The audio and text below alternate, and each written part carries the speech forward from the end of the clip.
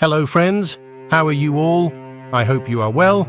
I welcome you to my YouTube channel. If you are new to my channel, then subscribe to the channel and hit the bell icon next to it and click on all notifications.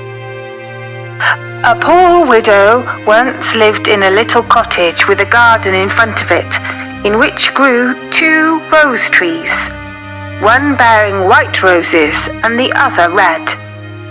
She had 2 children who were just like the 2 rose trees. One was called Snow White and the other Rose Red. And they were the sweetest and best children in the world. Always hard-working, always cheerful. But Snow White was quieter and more gentle than Rose Red. Rose Red loved to run about the fields and meadows and to pick flowers and catch butterflies. But Snow White sat at home with her mother and helped her in the household, or read aloud to her when there was no work to do. The 2 children loved each other so dearly that they always walked about hand in hand. And when Snow White said, "We will never desert each other," Rose Red answered, "No, not as long as we live." And the mother added, "Whatever one gets, she shall share with the other." They often roamed about in the woods, gathering berries, and no beast threatened to hurt them. In fact, animals loved and trusted the 2 girls. The little hare would eat a cabbage leaf from their hands. The deer grazed beside them. The stag would bound past them merrily, and the birds remained on the branches and sang to them with all their might. No evil ever befell them. If they stayed late in the wood and night overtook them, they lay down together on the moss and slept till morning, and their mother knew they were quite safe and never felt anxious about them. Once, when they had slept all night in the wood and had been wakened by the morning sun, they saw a beautiful child in a shining white robe sitting close to their resting place. The figure got up, looked at them kindly, but said nothing and vanished into the wood. And when they looked around them, they realized that they had slept quite close to a deep crater in the ground. If they had gone a few steps further in the darkness, they would have fallen into it. When they told their mother of their adventure, she said what they had seen must have been the angel that guards good children. Snow White and Rose Red kept their mother's cottage so beautifully clean and neat that it was a pleasure to go into it. In summer, Rose Red looked after the house, and every morning before her mother awoke, she placed a bunch of flowers before the bed. From each tree, a rose. In winter, Snow White lit the fire and put on the kettle, which was made of brass, but so beautifully polished that it shone like gold. In the evening, when the snowflakes fell, their mother said, "Snow White, go and close the shutters." And they drew round the fire, while the mother put on her spectacles and read aloud from a big book, and the 2 girls listened and sat and span. Beside them on the ground lay a little lamb, and behind them perched a little white dove with its head tucked under its wings.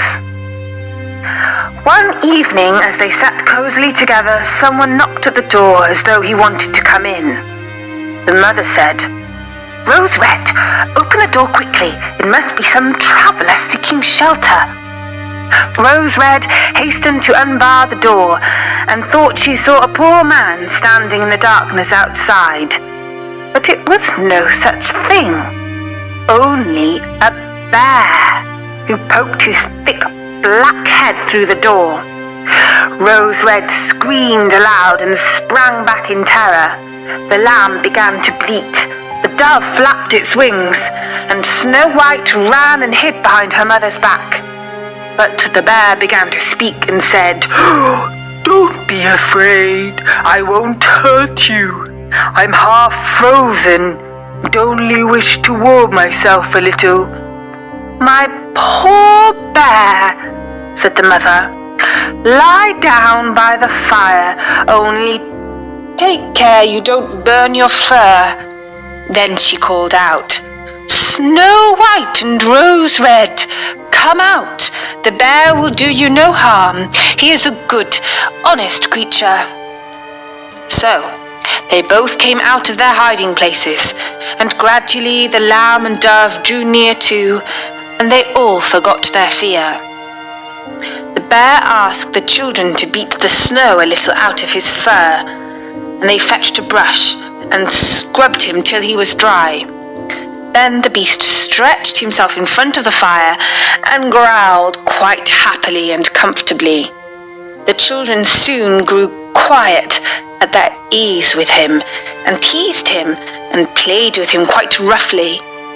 They tugged his fur with their hands, put their small feet on his back, and rolled him about here and there, or took a hazel wand and beat him with it, and if he growled they only laughed. The bear submitted to everything with the best possible good nature. "Oh, children, spare my life. Snow White and Rose Red, don't beat your lover dead." When it was time to retire for the night and the others went to bed, the mother said to the bear, "You can lie there on the hearth. In heaven's name, it will be shelter for you from the cold and wet." As soon as day dawned, the children led him out, and he trotted over the snow and into the wood.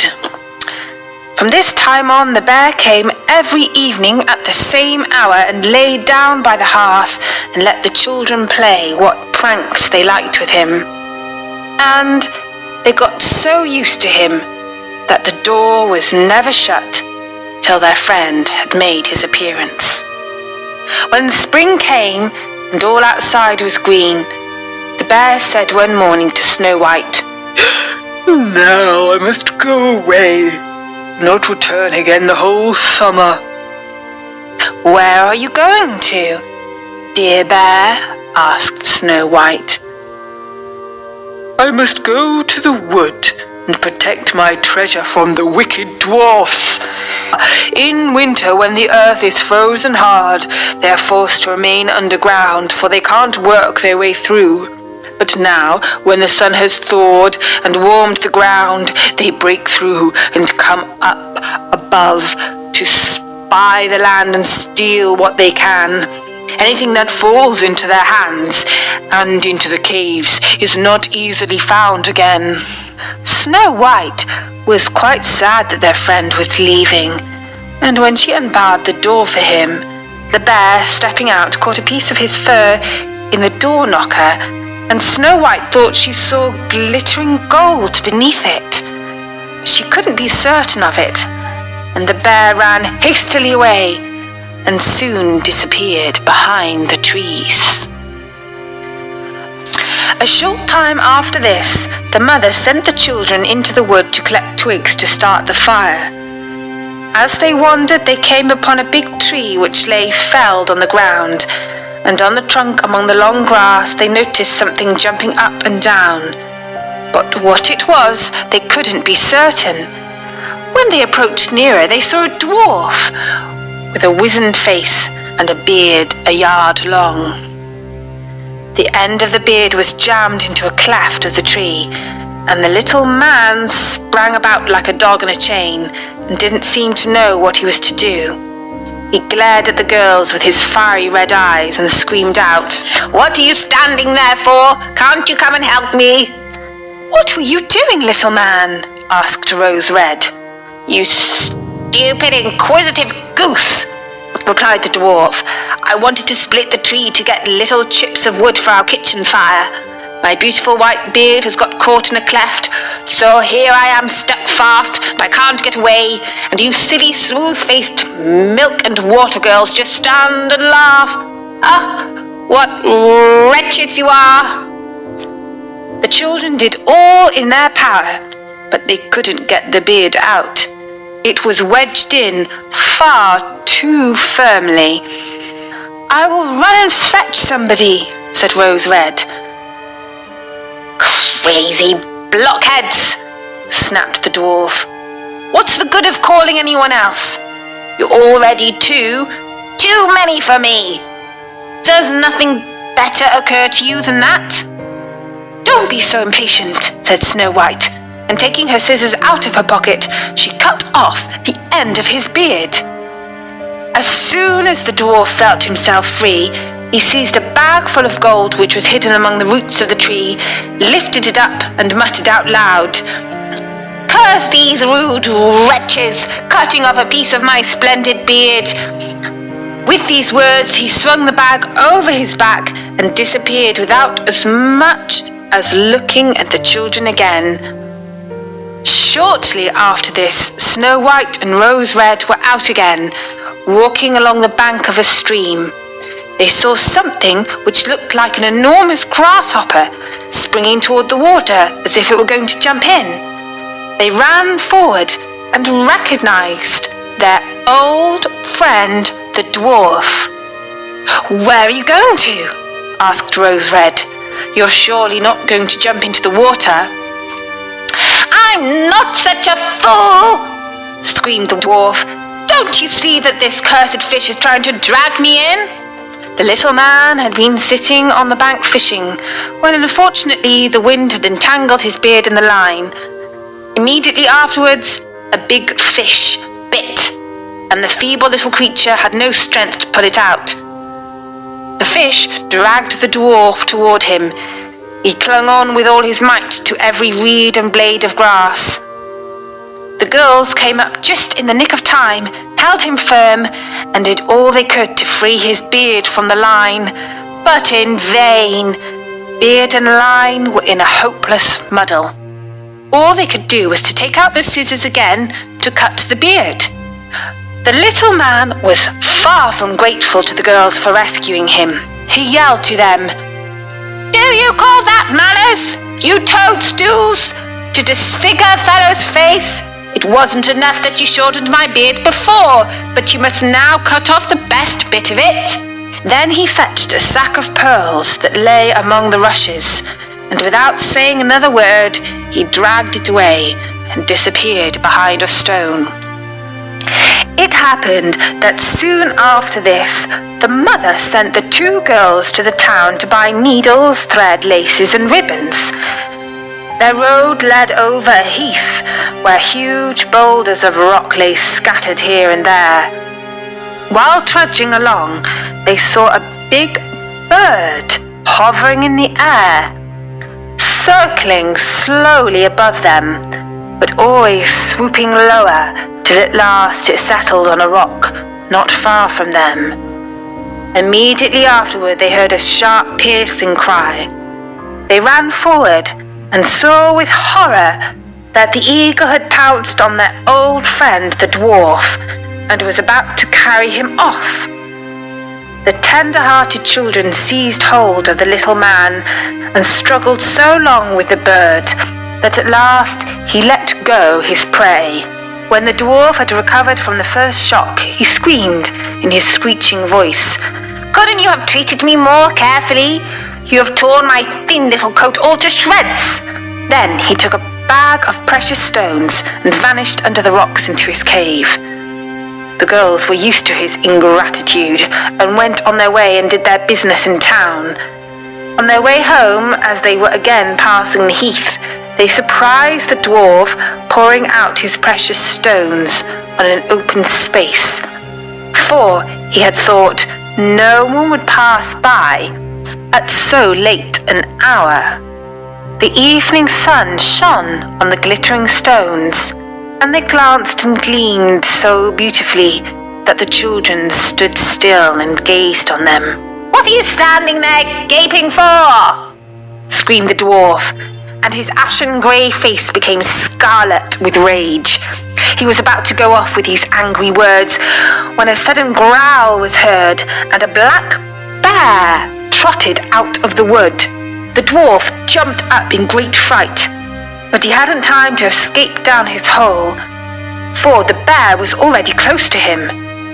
Then he cried in terror, "Dear Mr. Bear, spare me!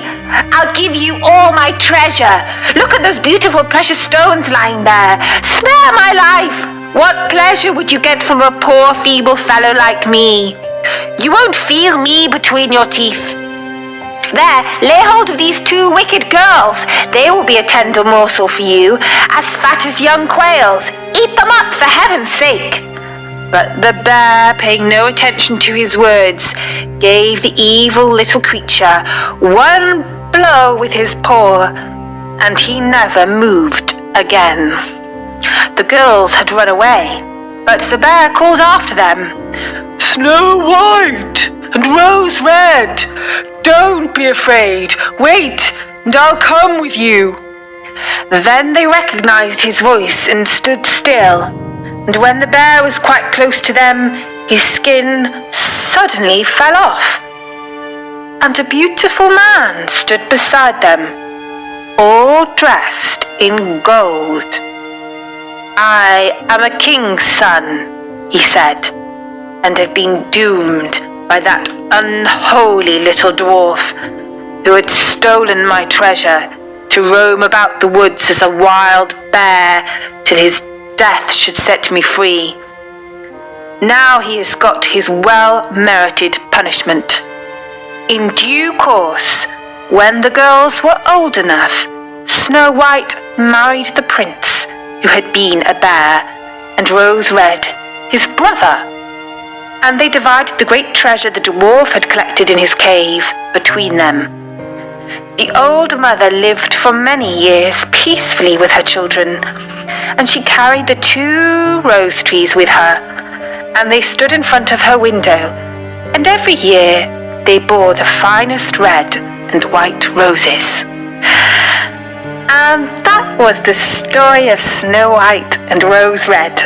To watch and listen new true stories and fictional stories, subscribe my channel and click on the bell icon for all notifications so that you can be the first whenever I upload a video. Thank you.